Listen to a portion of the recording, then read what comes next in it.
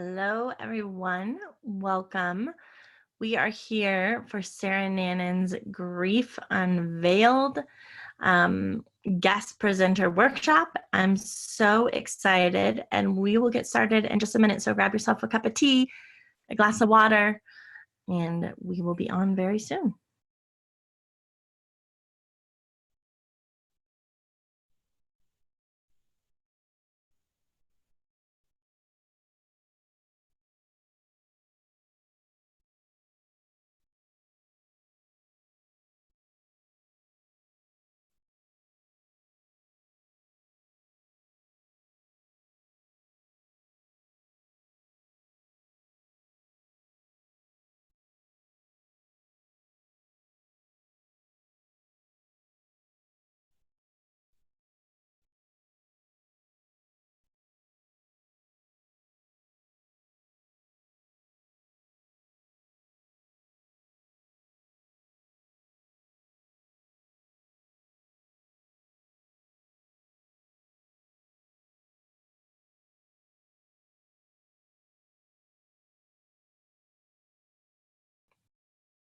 Hi, Diana.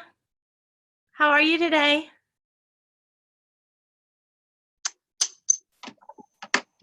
How's it going? It's going. Boy, you look pretty. Oh, I thank you. I'm showered, pretty in pink. It always works. Hello.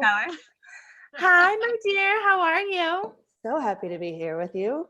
So happy to have you here. I'm just putting, I feel like we're all moving a little slow. I'm just putting a link here. Perfect. Join us now. But we will get started and people can join us, Sarah. This is recorded and shared with everyone. Brilliant. That way. Yay! Even if it's just you and me and Diana, then it's great. It's perfect. Great. Hi, Nancy. So happy to see you. You guys, I am so excited. You know how excited I am to have Sarah here. I've been talking about you for a very long time. I keep sharing links to your podcast and everything. It is such important work, and we are so honored to have you. So thank you. My pleasure to be here. This is my favorite thing to do. So good. We are lucky. Okay, so you guys, I'm going to introduce Sarah very formally because I never actually read everyone's bios because everyone is just good friends, but your bio is so good that I'm reading it. Well, all right then. We're going to be formal. Okay, you guys, so Sarah is a keynote speaker, life coach, and the author of a best-selling book, Grief Unveiled, A Widow's Guide to Navigating Your Journey in Life After Loss. Sarah became a military widow and solo mom of 4 young children in 2014 when an aviation accident claimed her husband's life. Her journey through grief opened her eyes to a renegade way of approaching life and possibility that now informs her work with women breaking through limitation to live extraordinary lives. Through live events and coaching programs, Sarah guides women to move with clarity to substantially integrate their dreams into reality. Her podcast, Grief Unveiled, released in 2018, offers up weekly conversations dedicated to real talk and real truth about grief and living. Sarah lives in Central Illinois with her fiancé, Brad, and their 4 children. You are now married, aren't you?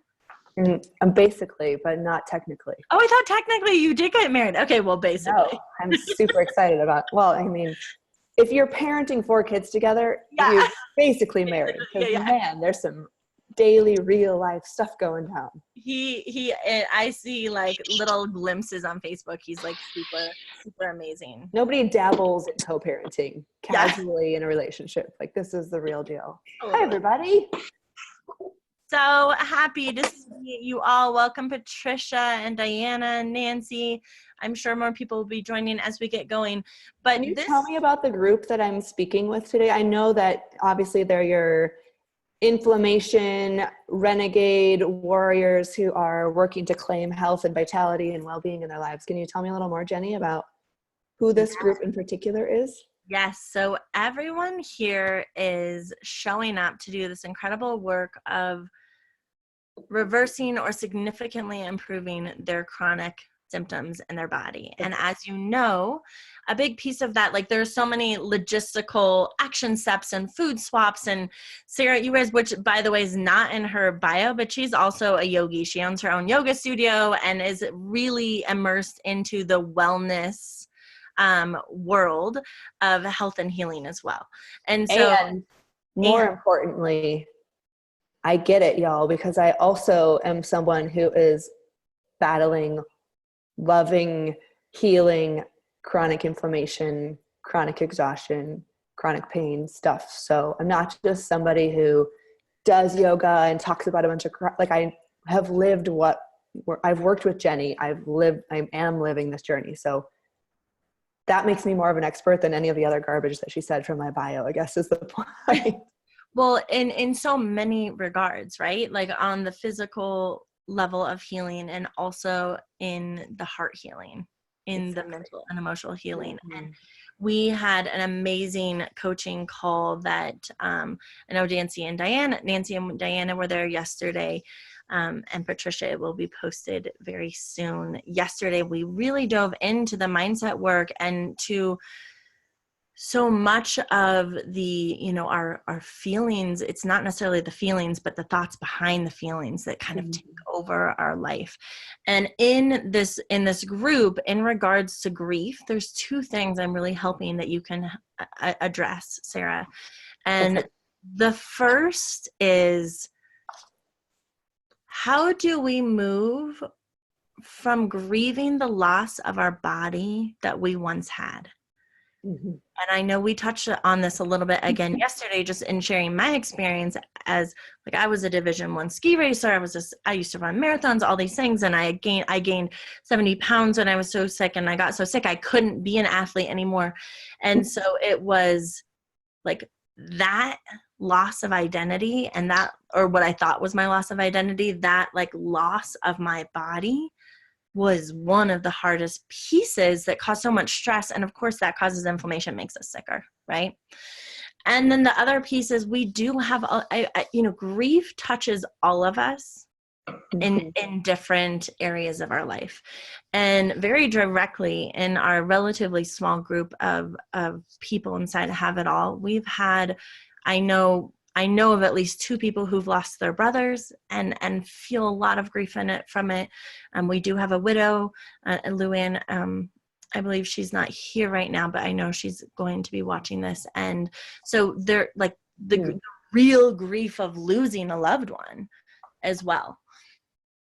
I imagine that they all somewhat tie in together as you move the grief, but I can't wait to hear what you have to say about this. Awesome. Well, I could just talk all day about this, of course, and I would love for it to be a collaborative effort. So first, all of you lovely humans listening, if there's a question, if I didn't say enough, if you want to ask more, just type it in the comments so that I can talk about the right things, because I don't know you, it's really hard for me to know what each of you has been through, what each of you is going through now. So if there's something you want me to talk more about, please write it in the comments. If there's something completely unrelated to what I'm talking about that you want me to talk about, put it in the comments. And Jenny, of course, I'm going to trust you to steer me in the right direction so that I don't just go wandering all over the place, because I have so much to say.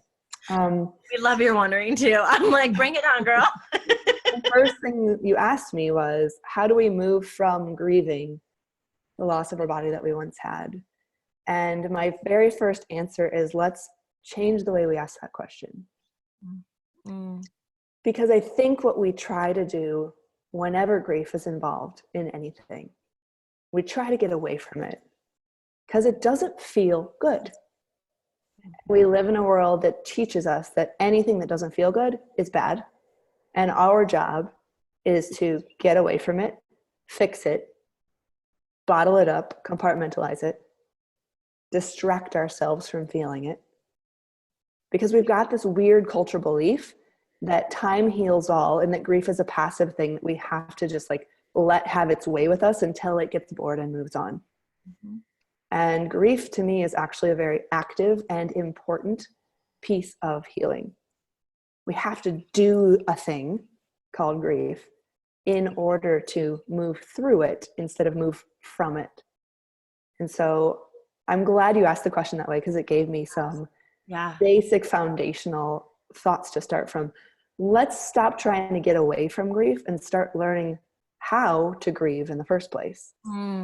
Because what's really, really beautiful, and no, it's not comfortable, and no, it's not easy, and no, it's not pleasant. It's definitely not the same as a spa day. But when we choose to grieve, when we actively do it, suddenly we become empowered instead of the victim. Because when we treat grief like this big, bad, scary, angry monster out there that's going to come grab us by the hair and drag us across the room at any given moment, we give up all of our power to it. And instead, if we treat grief like this ingrained, hardwired, deeply important process that happens on a psychic, on a mental, on an emotional, on a physical even level, when we treat it like something to do, suddenly we have empowerment again. The problem is we live in a culture that does not have tools, it doesn't have a model for it, doesn't have language for it, certainly not empowered language around it. We don't have a roadmap of what does it mean to grieve other than to suffer. And so I'd love it if we could just to go there first and then tie this into the loss of identity and the loss of body, because it's really a part of it. To me, grieving is a couple of things. And I didn't know this right away. So I want to just be really clear. When I had my big, scary grief beginning, I was like everybody else. I'm not special. There's nothing fancy about me that you can't do. It wasn't until I started seeking out new perspectives that made more sense to me than the model that was being handed to me, that you're supposed to just suffer and try to survive and do your best to get through this horrible thing, that I started to shift how I interacted with my grief. So I see it as our job, the person who's grieving, and in this case, we're talking about loss of identity, loss of body. It's our job to figure out how to express that in ways that feel meaningful and useful. Because so often what we're doing is feeling it, because that's all we're taught. We're taught to feel it. We're taught to survive it. We're taught to distract ourselves from feeling it. But if we can figure out the best way to proactively express it in ways that are healthy and meaningful to us, not to other people, then we start to have a new relationship with it. Because, God, I remember this moment so clearly when it was about 3 months into my grief journey. I was sitting at the table in my kitchen, my parents' house, and I was listening to this talk on grief given by a Mayan shaman named Martin Prechtel. And his perspective on what grief was woke me up. It was like this wake-up moment where everything that happened next changed. Because what he said was, I don't know what you Western people are doing, but we treat grief as praise. We treat grief as gratitude. We treat grief as the highest form of love for what has been. And yes, it comes out like wailing, and yes, it comes out messy. And we in the Mayan community, we get together in the streets and we all wail and we all gnash our teeth and we all come home muddy with sticks in our hair. And if you didn't come home muddy, you did something wrong. But we don't treat it like this bad pathological thing that happened to us as proof that we're damaged, as proof that our lives are ruined. We treat it as an expression of praise for what has been. And if you think about it, that's what it is. I am so grateful that I was a professional skier. How cool is that? Yeah. And so of course there's grief, because it's a very clear transition, what has been and what will be, and you're somewhere in the middle. Yeah. Right? There's nothing to cling to as far as an identity. So we're letting go of an identity from a way of life, from a skill set, from an activity that we loved, but we're also expressing gratitude for it. Man, what was so beautiful was that for that part of my life, I got to have that experience, that I was in this amazing body that was capable of amazing things and all of the things that allowed me to experience and do and be. And that's not to say that it doesn't come out with some sadness, right? Because that sadness is really saying to whatever it was, whether it's a person or a health status, a physical ability, saying thank you so much for all the ways that you enriched my life while you were part of my life. That's what grief really is to me. That's so beautiful, Sarah, and such a way to honor. Like it's such a pivot, right? And in the way that we honor.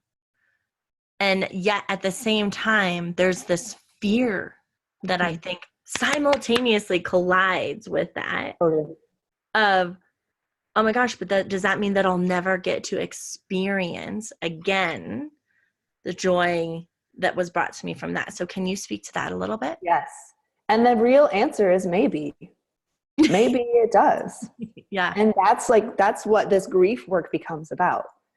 Because as much as you would think that my work right now is working with widows. So as much as you would think that we would be talking about the people who have died, what we're actually spending all of our time talking about is, what does this mean about who I am and what I'm allowed to be now? What will my life become? What will become of me? What will people think of me? It's really about our fear of what this loss means about what's possible for us in the future. And what it's terrifying. Think of me. And what people will think of me. And so a lot of this comes back to, people hate this mindfulness word because they don't know what to do with it, and I'll teach you about it. But really it comes back to mindfulness, because if we can catch our thoughts, not to make them wrong or bad or go away, but to understand them. Because we can call it grief and be like, well, of course I'm grieving because I'm sick and I can't ski anymore and my life is ruined. Of course I'm grieving. But if we can notice our thoughts and pay attention to what they're really telling us, it's not just that, it's, I'm afraid that people see me differently now. I'm afraid that I'm not as valuable as I used to be. I'm afraid that I'm going to become invisible. I'm afraid that I'll never experience joy again. I'm afraid that I don't know who I am. I'm afraid that other people don't know who I am. And I'm terrified of who I'm going to become because I'm no longer a professional skier. I'm just using your example because that seems like a really fun one to talk about. Yeah. I know that everybody has their own stories. Yeah. And so it is, you said this, it's loss of identity as much as it is loss of our body. And that seems like a really broad way to say it. What does our body allow us to do? Our bodies are a vehicle through life. Mm-hmm. And so the way that our body behaves and performs, unfortunately, in our culture is part of how we identify. And we live in a world that makes being fit and small as possible, like skinny, little, tiny as possible, and sexy, but not too sexy, just the right amount of sexy, and beautiful enough, but not too beautiful because people hate you. Like, we've created this physical body that we've been given as like, this is our ticket to success and happiness. We've been told all these lies because there's a bunch of companies and a bunch of industries out there that are teaching us to value that above everything else so that we can give them a bunch of money. Yeah. And we believe them, and it's working brilliantly, except that it's creating a lot of dis-ease in all of our own physical lived experiences. So we've created this unreal standard of what it means to be healthy and vital and thriving, because it doesn't look like six-pack abs, and it doesn't look like size 2 jeans, and it doesn't look like a professional skier. Like, then we couple that with age, because there's a certain age in womanhood that once we cross that line of demarcation, now we become invisible, right? Because now I'm not the tiny, young, sexy, pretty little thing, and I'm not having babies, and I'm not working. So who the hell am I? Yeah. Right? So it really does come back to identity. And I'm going to use my personal experience in this. I was raised in a very masculine valuing family. And I was taught that what made me important and good was being a really good basketball player, and being a really good softball player, and being a really good volleyball player, and being a really good track star. And so I put a lot of my identity into that. I became an athlete. Now, I was also a violinist, and I got good grades, and I did all these other things, but it was always about my strength and my speed and what I could do with my body. And then I went into the military, where it was also about my strength and my speed and my ability to do hard things. So my identity was shored up again as, you are a person who's strong and powerful and does hard things. And that was what made me valuable. That's what made me feel important and special in the world. Well, let me tell you what happened when I went from being a naval officer to a stay-at-home mom overnight. A whole section of my identity crumbled because I became less valuable. I became more invisible. Yeah. And I kind of had an existential crisis. So what I did was I solved the problem by becoming a mom who runs marathons. And I got myself a double bob jogger and I started running marathons with these babies because people pay a lot more attention to a mom who runs marathons. Suddenly I had something interesting to contribute to the conversation again. And I was valuable again. I felt safe and special again. And then more marathons got too like unimportant. So I decided to start doing triathlons. That was my next level thing. Started doing triathlons, even though my body was giving me really clear signals that it was making it sick. Because I also had chronic exhaustion. My feet felt like they were burning on fire in excruciating pain every morning when I got out of bed. I was like dragging myself through life and then forcing myself to do all this training, crying during it because I was so exhausted, but so afraid to not finish it because of what that would mean about me, until I got sick enough that I had to stop. And so now here I am, this stay-at-home mom, plus now by this time I'm a widow. So it's like double whammy, invisible on top of invisible, but pity too. And now I can't do this one thing that made me special and safe in the world. And talk about grief and fear and shame. Yeah. Feeling like I was a failure. My friends are asking me, why aren't you coming to the training anymore? I don't know, I'm just really busy. Like I didn't even want to say it out loud. Because it meant letting go of that part of my identity until finally I had a surrender moment. And I thought, I have spent probably at this point 10 years trying to continue to do endurance sports at the cost of putting my physical well-being into grave jeopardy. Mm-hmm. So what is it in me that is so afraid of being someone who does not do triathlons and someone who does not do marathons in the name of well-being and self-care? What is it in me? And I finally figured out that piece of, it's because somewhere at the beginning of my journey as a kid, it was imprinted on me that was how I was valuable and worthy to exist in the world. And without that, I was terrified that I would become invisible and unvaluable again. Wow, that is a powerful question. What is it in me that is afraid of not doing whatever it is that's showing up for you in the name of your physical well-being? And what am I making it mean about me, right? Like I was making it mean that I was a worthless human and that nobody else would care about who I was because I didn't have this important to me piece of my identity fully intact. I didn't know who I was without it. And I was really afraid of who I was without it. I didn't value who I was without it. Same thing with my husband, by the way, right? It's a different but same thing.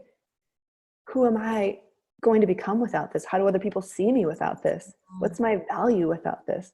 And often we're met with crickets. And we come to this like moment with ourselves where we realize this is actually self-inflicted because we're making it mean something. Exactly. And then how do we rectify that as the next part? Well, part of that, like you said, how do we move from grieving is we have to grieve in the first place. So I literally had to have a fake, I was not a professional triathlete, but I had a fake retirement ceremony for myself where I literally told all my friends, I'm retiring from triathlon. I know that I never really actually did this thing. I dabbled in it a couple times. No one paid me to do it ever, but I'm retiring from it. Owning my decision to step away from it as a radical act of self-love. Yeah. That was part of how I grieved, how I expressed it to the world. I had lots of conversations with my partner and with my friends about it, right? There was pain and fear. And that is actually what grief is. It's meaning making. What does this mean? As much as there's sadness and gratitude for what has been, there's also this big meaning making, and that's where the suffering actually comes from. Yeah. And it's a huge opportunity for healing, because I wasn't just healing my grief about not being able to do triathlons and cool, exciting, hard things anymore. I was also actually healing my lifetime of devaluing myself and having to earn my value through athletics, essentially. Yeah. So powerful. What about you made a comment that is really important, I think, in terms of healing, and that's that you reach out to people. You had this fake ceremony, you invited friends, you spoke with your partner, but I feel like that requires attention and effort, because when we're grieving and we're feeling the shame and we're feeling the anger and we're feeling the guilt also, we want to climb inside our bed and hide under the covers and not be seen, even though we want to be seen. Like, we don't want to be seen in the place that we're in. Totally. So this is great. When we're grieving, I think our self-preservation is at like its peak. It's like protection, self-preservation. You're right. We want to turn inward. We want to hide. We don't want to leave the house. We don't want people to know. There's shame, there's guilt, there's fear of judgment. And one of the pieces of my grief work on so many different fronts was understanding that that's what was happening. Guilt, shame, and fear of judgment. And I had to do this piece of inner work that I was willing to be misunderstood. I was willing to be judged. I was willing to be shamed. I was willing to be misrepresented, right? Because when it's chronic fatigue, people are like, oh, well, like, take a nap and get on with it already. Like, boo for you. How sad is that? Like, we all know that people completely misunderstand the intensity of what it is to experience all of this ways that inflammation manifests in our physical body. And we have a long-standing history in American culture and probably the entire existence of humankind of like devaluing women's aches and pains. There's actually science around this, that if a man comes to you and says, I'm in pain, everyone's like, oh my God, cancel the day. But if a woman comes to you and says they're in their pain, they're like, okay, well, get over yourself. You're going to be fine. Like, take an ibuprofen and move on. There's actual studies around this, that we value men's pain because we unconsciously see them as more resilient and more tough. So that if they're complaining about something, it's got to be serious. And we unconsciously, or not so unconsciously, see women as whiny, needy, pathetic, tragic, like attention-seeking boo-hoos. And so when they say they're in pain, we're like, yeah, okay, like, it's that time of the month, go take a nap and come back, like, get back to it. So like, there's actual like stuff happening in our subconscious, in our psyche, all the times in your life, think about it, that your pain has been devalued, that your pain has been underestimated or met with less than like complete and total care. And not just from others, but from ourselves. From ourselves too, for sure. We do it to ourselves too. Yeah. I don't want to be whiny. I don't want to be needy. I don't want to need too much. I just don't want to say anything. So we're hesitant to say anything in the first place. And this all comes back to that meaning making piece. So I had to decide, like, I literally had to do work with a coach and a shaman around like my total fear of being misunderstood, and come to this place where I could say with total clarity, I am willing to be misunderstood. I am willing to be judged, because I would rather be in alignment with my truth than spend my life earning the love and acceptance from other people. That is powerful. I just want you guys to take that in, like, to get to a spot courageously where we say we can continue doing what we're doing and continue feeling this feeling like we're in a sinkhole, right? Like we're trapped and there's no way out, and we're just stuck in these emotions. Or we can continue, or we can be courageous and say, what if other people do judge me? What if that shame continues? What if, like, but I'm going to take some action steps that are a little bit different to see how that changes my life. And a lot of it's owning your circumstances too, Jenny, right? So for me to say I'm willing to be misunderstood meant I'm also willing to 100% own the reality of what I'm experiencing physically. I know that I get sick, I get more sick. I get more discomfortable when I do this stuff. And so my well-being is more important to me than guilt, shame, fear, judgment. Yes. So I would rather take care of myself and spend my whole life taking amazing care of me and knowing that what I'm experiencing is real, that I'm not crazy, that I'm not making this up, I'm not exaggerating. And it's okay if other people don't understand it, because there's a couple people who do, and they're the ones that I need. Yes. And to make that conscious choice is radical self-care. Absolutely. That choice is everything. It's everything. And I don't know, it would be really interesting to do research on this, and maybe you know if there's research, but I know for myself, when I made a choice to quote unquote come out of the closet, and those of you on the call with me yesterday, we talked about this, right? When I was like, I had been hiding behind my Facebook profile for like 3 years because I didn't want anyone to know what I looked like or that I was sick. And I was like, yay, happy pictures of me. But really that was like 2% of the time. And most of the time I was in bed and sick. And when I finally came out of the closet and said, oh my gosh, I've gained all this weight and I'm so sick and I've been bedridden for years on and off, and this is what's happening, I felt so much freedom. Like I felt the exact opposite of shame, of judgment, of embarrassment. But it was so freaking scary to come out because of the thoughts that I created, which were not true. They weren't true.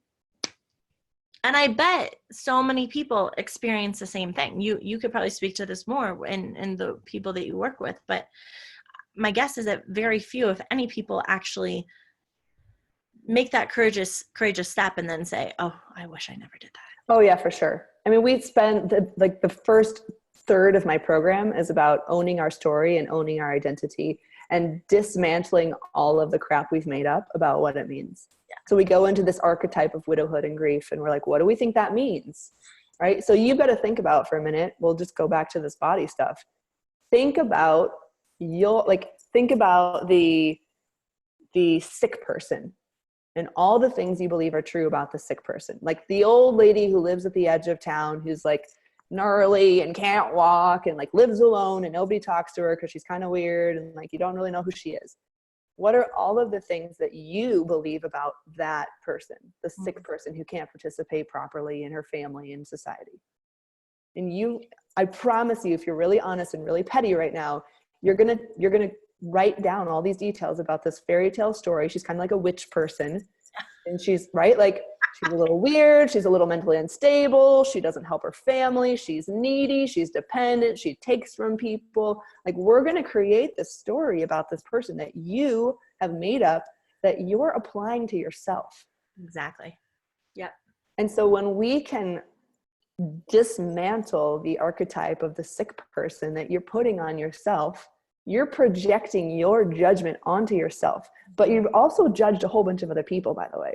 And so what we also have to do is own that and say, wow, how did I not show up for that person? How did I devalue that person's claim that she was sick or she was tired or she was whatever? So huge. How was I implicit in this? And how can I now be a more empathetic person? How can I now be an ally to people who feel like I feel, who feel invisible, who feel unseen, who feel wrong, who feel shame for not being able to get out of bed, right? And so inside of that, like looking at the archetype, looking how we're putting the archetype on ourselves, looking how we're now judging ourselves and self-loathing and making ourselves wrong and bad, can we cast that aside now that we've named her and say, what if I am this amazing, precious human? What if I am entitled to joy and happiness, even though it doesn't look like it used to, even though I'm doing life a different way? How am I contributing to the world in really deep, meaningful ways? And so part of like my gift has been, I was giving so much time and energy and attention to training for this thing. And actually one of my highest values is like being a healer and being a teacher. And I had no time to be a healer and a teacher because I was training for the next dumb half Ironman. Mm-hmm. And so what it did was it got my attention and it said, you're out of alignment with what you value, with your priorities, with your purpose, with the things that you're actually passionate about, because you're over here busy trying to earn your keep in the world. And so it created the space for me to really step into being the teacher and the healer. And now the way that I move my body is 180 million light years different than how I used to. And it's only a couple of years ago, you guys. But now my favorite thing to do is yoga, obviously, because I'm a yoga teacher. Like slow, gentle, meditative, delicious, nurturing, feminine yoga, not like power yoga, which nothing wrong, no judgment, but like we've got to reclaim the way we move our bodies. Mm-hmm. People think exercise and movement is supposed to be hard and depleting and sweaty, and if it's not, it doesn't count. Yep. And I can tell you that moving my body in slow, nurturing ways that leaves me energized instead of depleted is the only thing I'm willing to do now. And the other thing I do is take long walks in the trees listening to podcasts, not fast power walks, like leisurely, slow saunters. This is how I move my body now. It's so restorative, and that is from a very physiological mindset. Mm-hmm. That is how you remove the inflammation from your body, by gently getting the blood circulating and gently supporting all the systems to talk to one another, to work with one another. It supports your nervous system so that your adrenal, so everything feels supported and loved. Like that. Which, let's talk about that. Yeah, let's talk about that. Because man, you said grief touches all of us, and loss and inflammation, and like it all shows up in our body. And this is so true. So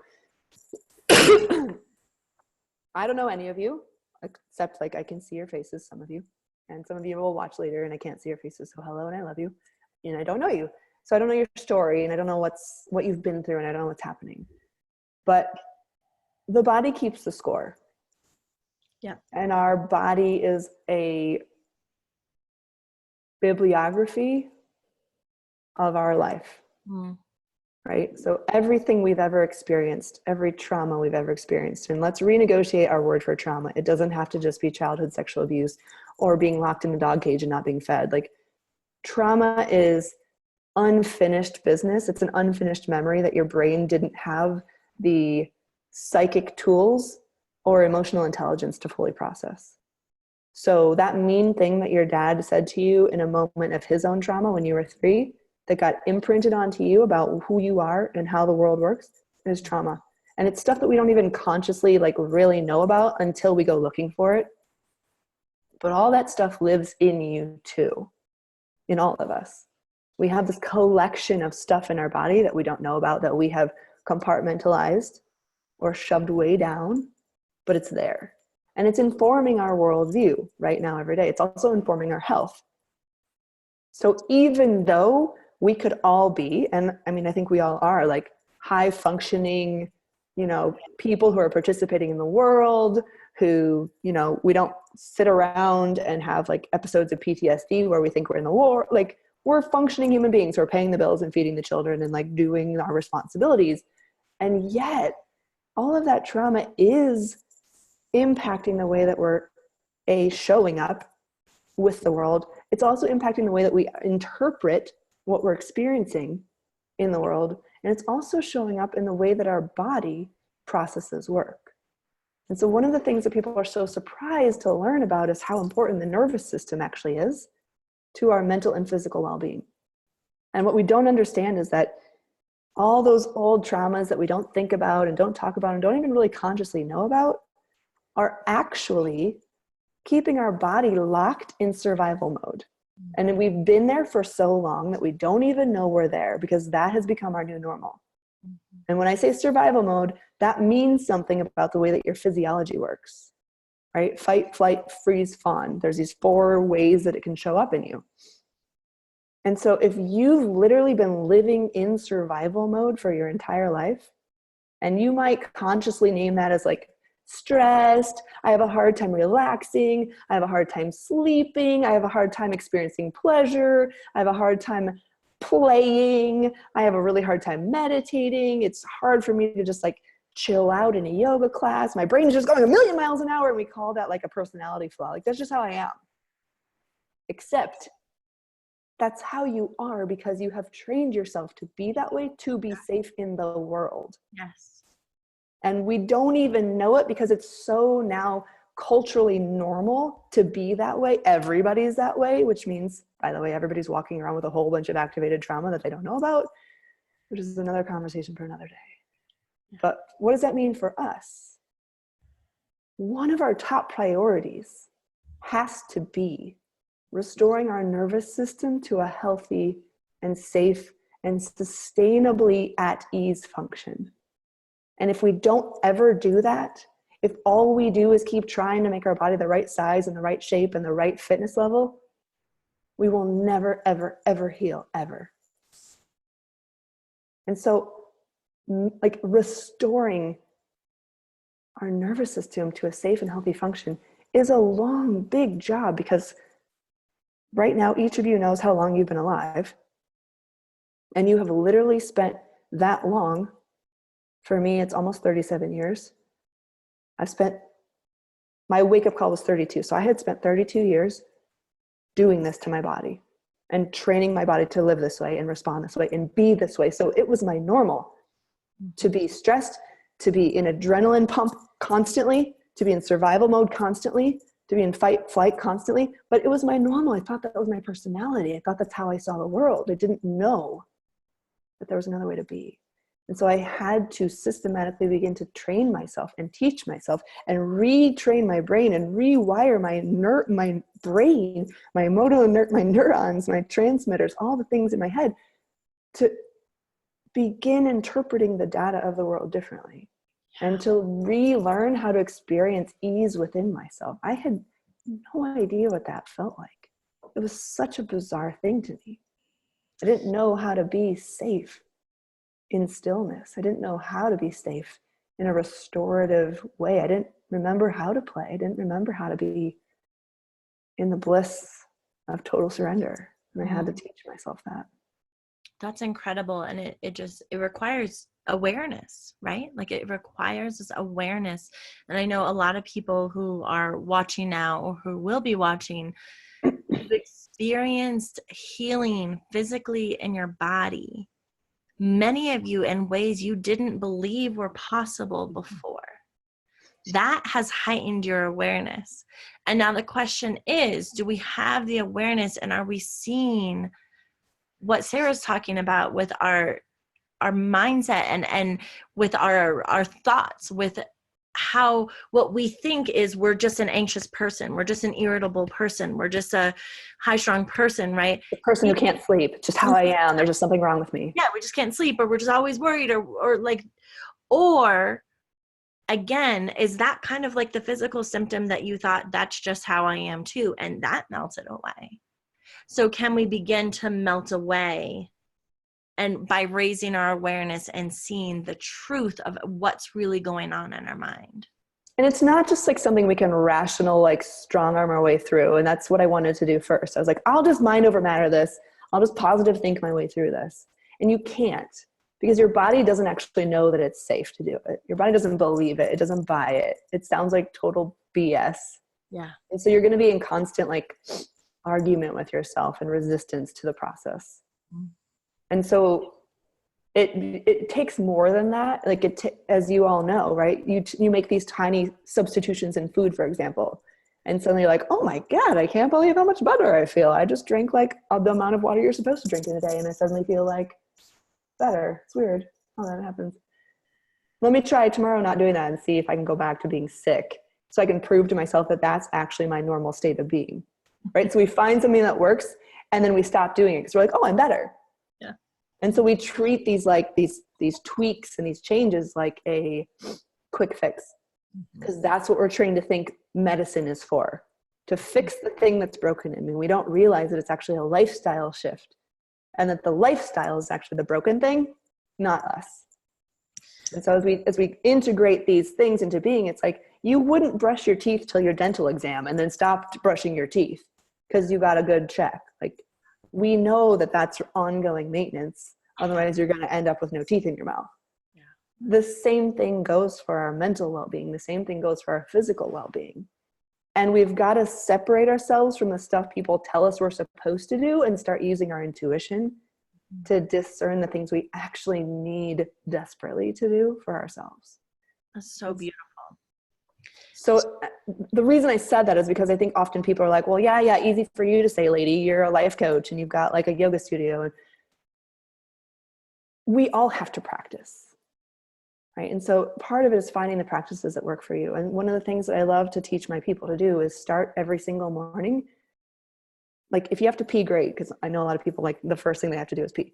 Go pee, come right back to bed, sit on the edge of your bed, and for 2 minutes, do nothing but breathe slowly. And then you can go on with your day. But I promise you that if you start every morning before looking at your phone, before turning on the light, before thinking about your schedule, before feeding your cat, even if your cat's angry about it, if you spend the first 2 minutes of every single day breathing, slowly, deeply belly breathing for 2 minutes, you're telling your nervous system, you're safe, we're here right now, you're loved, I'm going to take good care of you. It sets the tone for your whole day. But if you start your day with checking your email or checking your schedule or surfing on Facebook, you're telling your nervous system you're behind, you're never going to make it, you're not doing enough, and we've got a lot to do, so buckle up, baby. Right? Like it's such a different message that you're sending. So you're when you wake up and do all the other things, you're immediately fueling up the nervous system. Brrr, time to fight or flight all day long. And you know what happens when you live there? Inflammation gets even worse. Because guess what happens when you're in fight or flight? It changes the way your blood flows. Some parts of you don't get blood as much as other parts of you, because it's about the necessary organ functions to make you able to run away from the thing that's about to kill you. Your blood flow changes, your hormones change. Guess what the hormones that help you deal with stress do? Create inflammation. Until they don't. Because I got to the point where my body stopped making them. My adrenals were like, yeah, no, can't do that anymore. We're going to just stop. You're not going to get any cortisol. We're all out. There's no more to make. Good luck. Wow. Right? So the hormones that are being secreted are working on your behalf, but at some point your body can't do that anymore. And so those systems shuts down. In that case, it was adrenal fatigue. It's like they need to make a worse sounding name. Adrenal fatigue sounds like some cute thing that like take a nap and you're better from. Go take a bath and it's all good. It's like adrenal chainsaw massacre is way more accurate. Right? And so it takes time to restore that. But if we can separate our thoughts from, like, this is where I live. My body is betraying me. My body is broken. There's something wrong with me. I went to doctor after doctor after doctor, like afraid that I had cancer, afraid that I like secretly had some terrible disease that was like going to kill me. And when I let go of that hunt, because they couldn't find anything other than my hormones were totally jacked and my adrenals were done, I realized that I had to take ownership for it. There wasn't a surgery that could cut something out. There wasn't a pill that they could make it better. I had to take ownership for my well-being, and that meant I had to take a radical lifestyle shift. Say, I'm no longer willing to put my body in extremis. I'm no longer willing to ask my body to work this hard to prove my worth and my value in the world. There's got to be another way. Yeah. And that's where those practices come into play. That practice, Sarah, is so beautiful. Right? To start the morning. And you said when you sit and breathe for 2 minutes, breathe deeply, you're telling your body, right? And you're telling your nervous system that you're safe, that you're here now, that you're loved, and that it's going to be okay. And yesterday we had a really big conversation about how do you begin to cultivate a loving relationship with your body when you've been so pissed off at it for so long, so angry, so frustrated, so much resentment. That is an amazing starting point, you guys, to sit and even say that out loud to yourself. Like, tell your body, you are safe, you are loved, you are here. Like, I've got your back.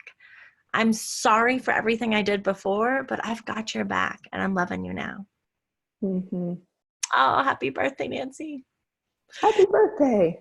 So you guys, we have about 10 or 12 more minutes before this ends. And Sarah, I want to give you the last opportunity to, if there's anything you're like, I need to make sure I share this one thing, but I would love to open this up to Q&A as well, because it is an incredible gift to have this like spotlight coaching and to hear what Sarah has to say. And I know like each of you, and I'm just like, oh my goodness, thinking about how so much of what Sarah's saying resonates with your own story, your own life, your own aspect. So whether it's an aha, whether this is like, you know, we love to share ahas, or any questions that you have, just go ahead and unmute yourself, or I'll unmute all of you. And because we're a small group, you can just go ahead and ask or share. I was going to say, I could keep talking for 3 days. We might have to have like a retreat together on this topic, but Seriously, I would love to just do Q&A and get you ladies who are here in on the call. Even if you don't know what you're going to talk about, just start talking. there you go. Can I start? Yes, Take please. seniority. So I was starting to type my observation, but I have been feeling a lot of sadness in the weeks ramping up to today, because 70 is kind of meant to me kind of a door closing in a way. Say more about that. I'm not going to get back that kind of youthful vitality of being in my 30s or 40s or 50s. You know, back when I was a kid, 50 was kind of like the door closing. You know, people were really old at 50, and then it morphed to 60. But you know, in 70, things don't heal the way they did. Foods don't digest the way they did. Energy isn't the way it was. And so even though my mom actually lived into her early 90s, I still, you know, I look around at a lot of people who frankly are leaving the planet in their 70s. And so, so that's scary. But it's just like, you know, sort of this is my kind of, in a way, my last opportunity in a certain way. What is it your last opportunity for, Nancy? To really be and serve and coach and guide other people. Are you a coach? I'm not formally. The answer can be yes. It's been my informal calling, I would say, for the past at least 15 years.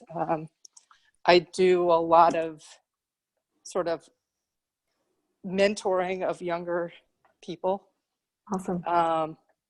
But I haven't formalized it as a business, and I'm not sure that I'll go that far. But can I ask you something? Mm-hmm. What are you afraid you won't be able to experience because you're 70 now?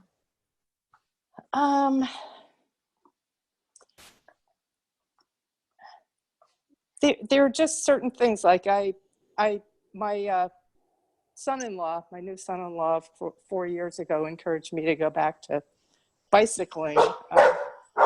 Now, sorry, I got to move venue. I don't know whether you hear a barking dog. We do, but that's okay. We all have dogs or cats or kids or combination. Yeah. Can you talk to Sarah, because I'm on this call, so please talk to Sarah so I gotta, I feel like I'm Jenny. I'm suddenly gonna like crawl into my daughter's bedroom or something. I love that you just asked for help and delegated something to someone instead of feeling like you had to do it for yourself. That was awesome. Okay, so I'm moving into. So tell me again, what are you afraid you won't be able to experience because you have turned the magical number of 70? So sort of vital fun. I don't have like as much energy.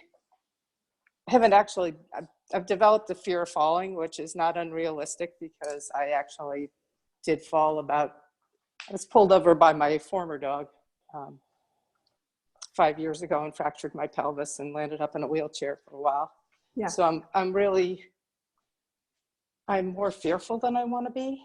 Mm-hmm.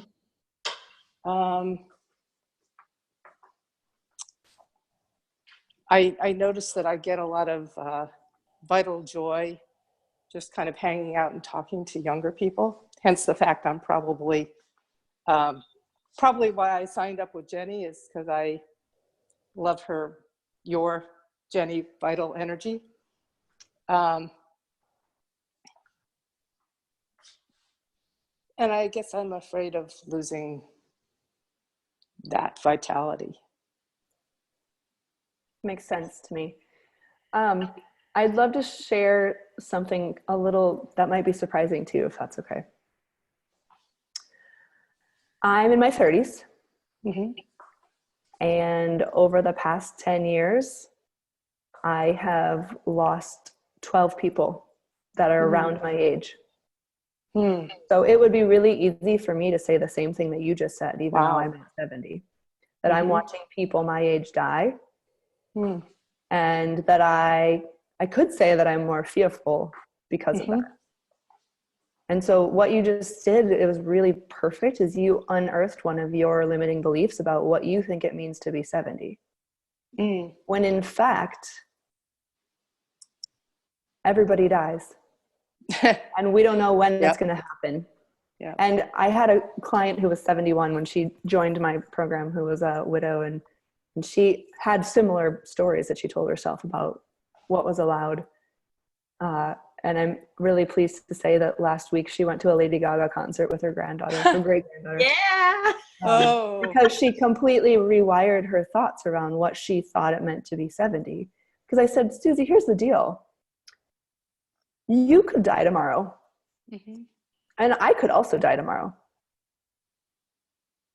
And so what if we made a promise to each other that we would live our best way possible every single day for as many days as we both get for the rest of forever? Because Susie, you might also live 30 more years. You might be playing bingo at 97, Susie.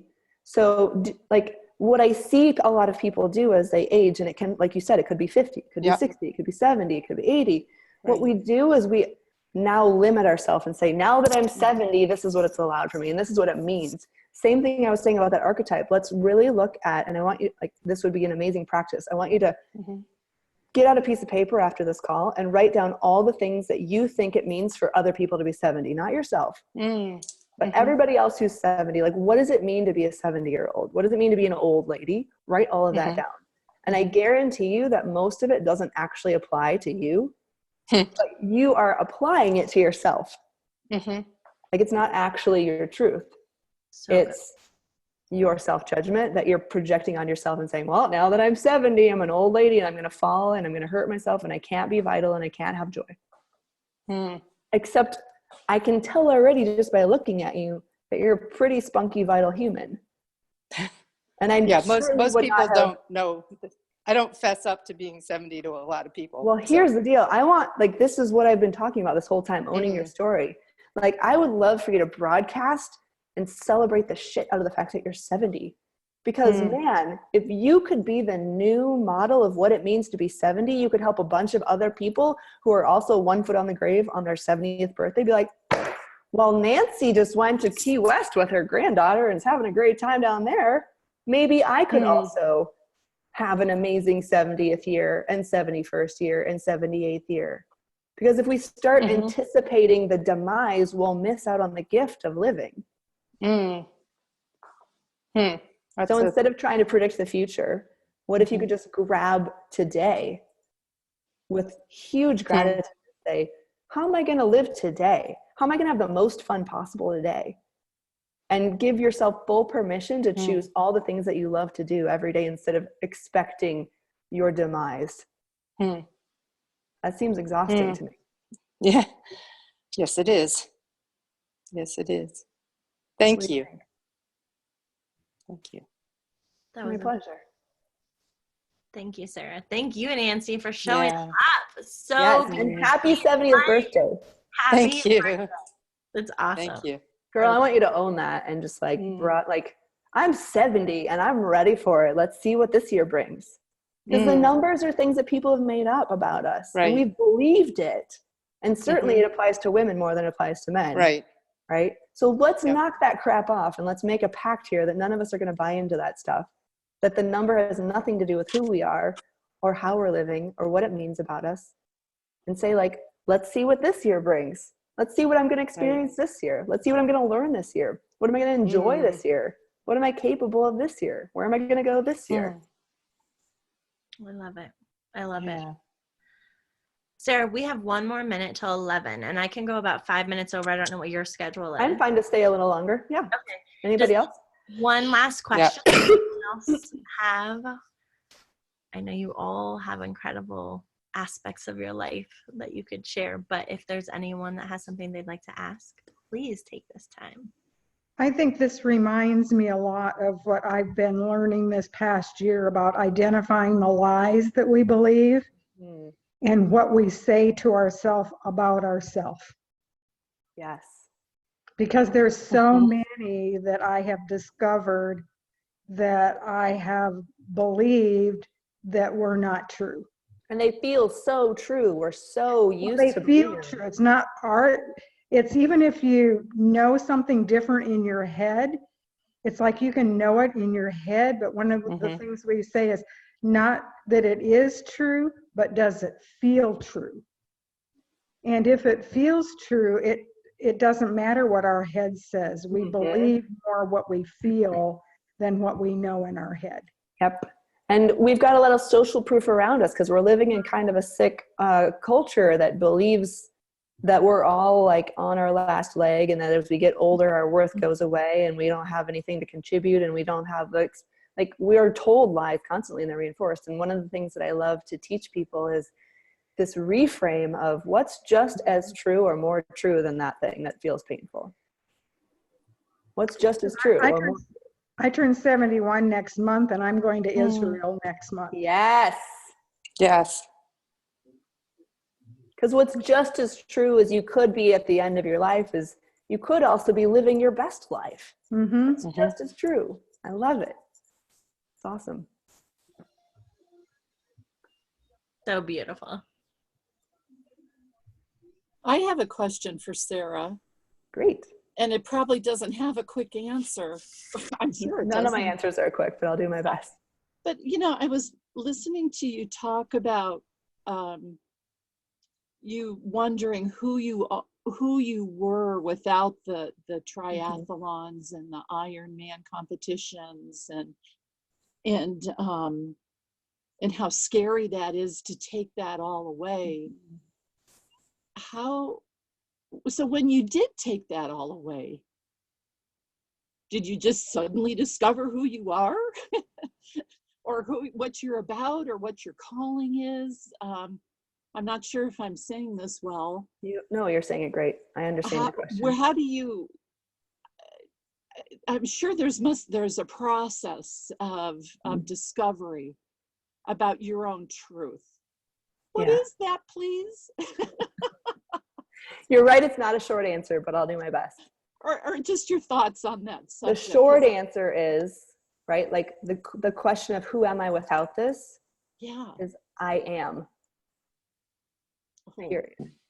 And that's annoying and existential, and like I'll talk more, but I came to this place where I didn't have to prove my worth or my value or earn my keep or make myself lovable or worthy of other people's acceptance, because I came to this place where I learned to fall in love with myself.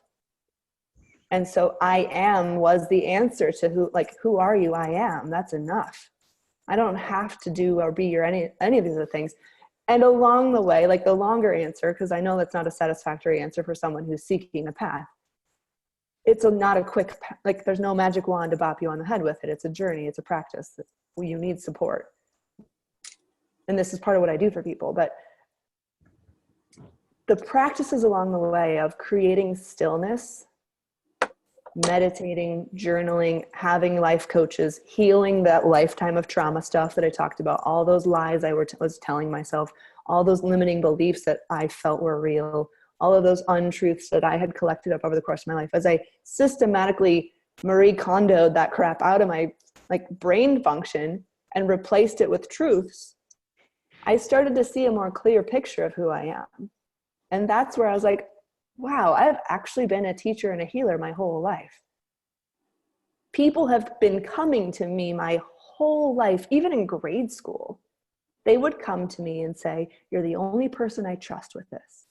I got to tell you something really scary about myself. And I'm going to tell you because I trust you not to tell anybody. And I know that you're going to know what to do. Like since I was in 7th grade. And I had never really claimed that and owned that before. And I didn't see it until it was still happening, even in my widowhood. Even though people knew that I was a widow, they were sending all of their friends who were sad and grieving and widows to me. And I was like, I don't know what to do with these people, until I realized that I did. And so I didn't go seeking my purpose. My purpose was right there waiting for me to discover it when I stopped giving energy to proving myself and I started giving myself permission to be. And in the stillness is where you find the clarity, not in the doing. I found myself by creating stillness, by going for long walks in the trees and just listening to true thoughts instead of lies. Does that make sense? Yes. So the short answer is you already have purpose and you already have value and you already know who you are. It's just that all the lies that you've been told and collected up as truths are in the way of you seeing it.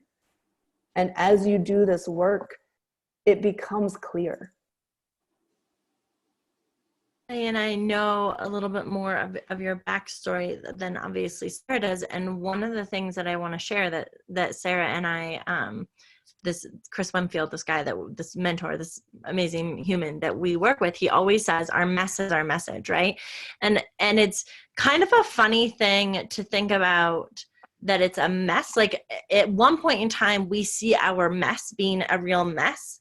And that at some point in time in this journey of finding our purpose, it actually becomes the most beautiful experience, right?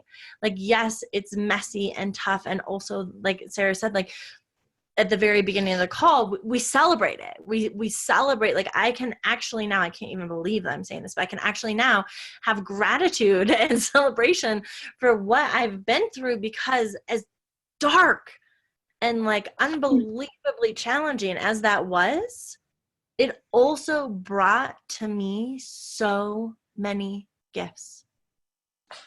So if we think about what do we consider to be our mess right now that's like continuously kind of coming at us, that we're having to work through, sift through, find purpose, find clarity, find truth, that could be like, that's there for a reason. It's right? a breadcrumb. I for sure did not want anybody to know that I was a widow. Like I was so ashamed of it, and I hated the way people treated me and talked to me and looked at me and touched me because I was a widow. And now I'm like getting on the stage to talk about what it means to be a widow and what it means to identify as anything that we think is bad, and helping people reframe all of our experiences. So the things that we're probably most ashamed of to own as our truth are probably breadcrumbs that are leading us to the thing that we can actually help people the most with.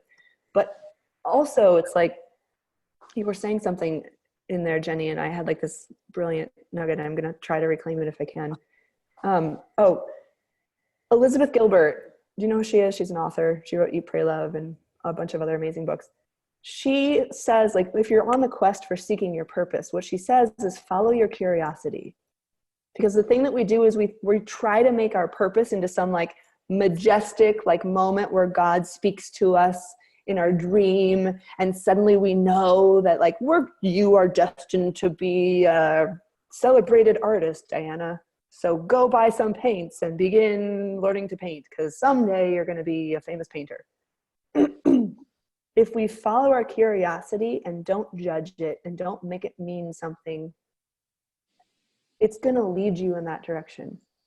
And alongside the curiosity is follow those moments where you feel like the most powerful, divine, luminous being on the planet. Because I'll tell you what, the first time I ever went to coach, I didn't even know I was coaching her, I just went to go see her, coach a widow who had literally found out less than 24 hours earlier that she had a dead husband. I went to her house. I didn't know her. I stayed 3 hours. The entire time I was there, I was in complete flow, completely present. And you would think I would leave a freaking mess. And I left so lit up and so full of life and so excited and illuminated. I knew even though I didn't know what it was going to look like, I knew that this was a part of my purpose. And so look for those moments when you feel that way. And if you don't feel that way, look for the moments where you don't feel that way and get rid of those things. Yeah. To create space for other things where you can follow your curiosity and try on new things and try on new places and try on new people. Because sometimes we're like, well, I'm not feeling that ever. And it's like, well, then let's reevaluate your whole life and get rid of all the stuff that does not spark joy. Take all the responsibilities on your calendar out that you resent or hate or avoid as much as possible, so that there's space for you to do the things that you do love. And if you don't know what they are, get curious and start trying things, because you're not inherently a person who doesn't know how to love things. You just have maybe forgotten how, and you've gotten so accustomed to doing things that you don't love because you have to, that you haven't created any space in your life for the things that do light you up. And I just want to add that it's not always like what we think it should look like, right? Should is a red flag. Should is a four-letter word. Flag. And sometimes like it's a path that often has curves and like circles and loops. And, like yesterday I wrote my publicist and said, I'm not publishing my book right now. I'm putting, because I was being called to spend, literally my call was to be more of a housewife, like to spend more time with myself, to do yoga, actually, to go on walks and to spend more time with my kids. And then like all of these things in the last 24 hours, there've been all these little events, these little breadcrumbs saying you totally made the right choice. Now, it doesn't mean I'm not, like, for sure coming back to my book. I'm for sure going to continue that. But in this moment, my purpose right now is to turn inwards a little bit. And that was so scary. I was in such turmoil last week. Like, what were you making it mean? No, Mo. No. I was making it mean so many things. Go. I'm not worthy. Everyone's going to judge me. Like all this stuff. And guess what? As soon as I made the choice, pure bliss. Pure bliss. And I have no idea how that's going to shape or form, but I trust, because I'm in that ease, I'm in that flow. I trust that it is my breadcrumb leading me to my next step. It's so beautiful.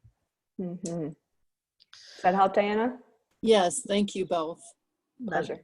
I'm so happy you guys are here. I do have to get going, but Sarah, thank you so much. And I want to make sure everyone can find you, because you have an amazing Facebook tribe where people can get doses of Sarah every single day. You do retreats, you have coaching, you have podcasts and a book. Like, this woman is a powerhouse. So please guide us. And the link that you shared with me with your bio is posted in our group. But for anyone watching in the future, I just want to make sure we say it here as well. Fantastic. So Patricia, I do want to acknowledge your question.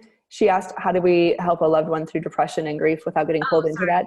This is something that I talk about on my podcast. So we don't have time right now. I'm super sorry. But if you go and find Grief Unveiled with Sarah Nannen in podcasts, whether it's on Apple Podcasts or Spotify, you can, I'm talking about this. I'm not just talking to people who are grieving, I'm also offering resources for people who are helping loved ones who are grieving. So hop over there. You can hear more about my thoughts on that. Let's see. I'm on Facebook, Grief Unveiled with Sarah Nannen, or just like my personal page is Sarah Nannen. You can connect with me either place there, and then sarahnannen.com. It's Nannen, all N's like Nancy, and Sarah with an H. And I'm typing all of this. I'm on Instagram too. I'm like, you can email me if you want to just send me an email if you didn't get your question answered. Sarah@sarahnannen.com. It's all pretty easy. Consistent. Or ask Jenny and she'll tell you. Yeah. Or I'll connect you. Awesome. Okay, you guys. So all of those links are in the chat box there. And be sure to find Sarah. And then will you tell us really quickly about your Facebook community? Because don't you have a community that's just... Yes. So I have an inner circle. It's called the International League of Widow Sisters. And it sounds kind of like a superhero group because that's what I believe it is. It's a bunch of women who happen to be widows. Some of them are girlfriends, some are fiancés, some are spouses. It's an inclusive community, so anyone who identifies as a widow is invited to participate there. And we do a variety of things. I sometimes record podcast episodes live, so people get to watch me real raw in the moment making podcast episodes. And usually when I do that, I'm asking for their input ahead of time so that I can bring some of their experiences into the podcast episode itself.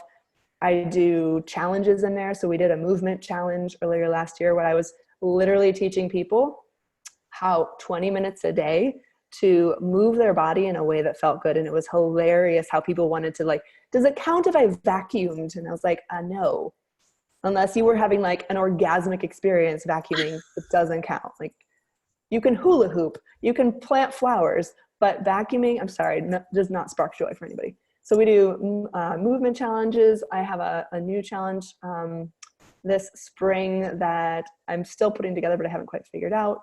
They ask me questions. Sometimes I do ask me anything calls.